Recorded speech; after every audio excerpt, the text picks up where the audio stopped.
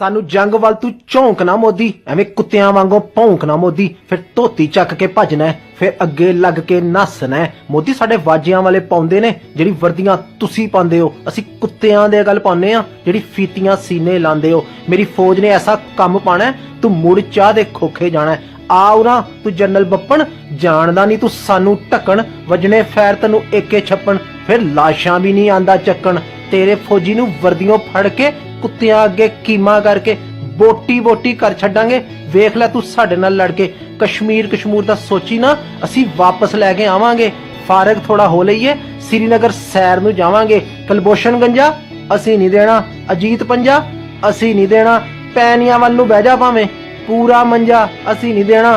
तेरियां कालियां पीलियां साड़ छड्डनियां, हिरवना तेरियां मार छड्डनियां, साडे जवान माड़े कर दियां कागज वांगू पाड़ छड्डनियां। सारे जोली दामर घागरे तेरे दिल्ली बंबई आगरे, साड़ छड्डने तेरे मातरे सारे राजे शंकर ठाकरे। शैनी ते को कोई भी सोहनी चकी फिरना एक सनी लियोनी, ओदा भी कुछ करने आ, शवैब एक होर घलने आ।